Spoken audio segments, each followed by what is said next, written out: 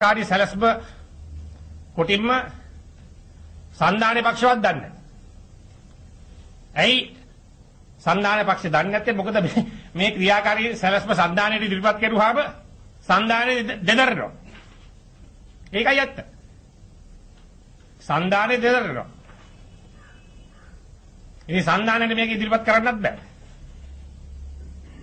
අපිට ආරංචි ඇමරිකාවට ඉදිරිපත් කරපු ක්‍රියාකාරී සැලැස්ම නෙවෙයි ලංකාවේ ප්‍රසිද්ධ කරන්න කියලා.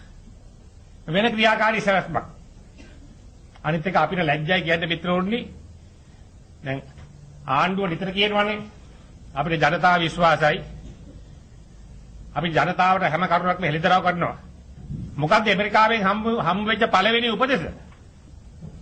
මේ නිලධාරීන් හම්බුනාම කරුණාකරලා මේක සිංහලෙනු දෙමළෙනු අච්චු දාලා ලංකාවේ මිනිස්සුන්ට මේක දැනුම් දෙන්න කියලා. ඇයි ලංකාවේ මිනිස්සුන්ට ඕගොල්ලන්ගේ ක්‍රියාකාරී සැලැස්ම ගැන දැනුම් දෙන්නේ නැත්තේ? ආණ්ඩුව කිසිම වාර්තාවක් සිංහලෙන් හෝ දෙමළෙන් අච්චු ගහලා බෙදලා නැහැ. ඉස්ලාම ආව එක්සත් ජාතීන්ගේ වාර්තාව දර්ශුමාන් වාර්තාව මම මෙතෙන්ද කිව්වා.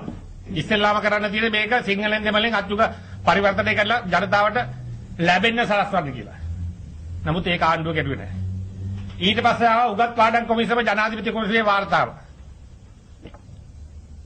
ඒක ජනතාවට සිංහලෙන් දෙමළෙන් හෙළිදරව් කරුවේ නැහැ.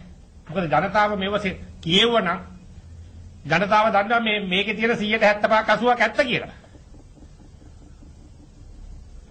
අන්තිමට ඇමරිකාවට ගියායින් පස්සේ හිලරි ක්ලින්ටන් කිව්වා ලැජ්ජයි. මේක සිංහලට පරිවර්තනය කළා.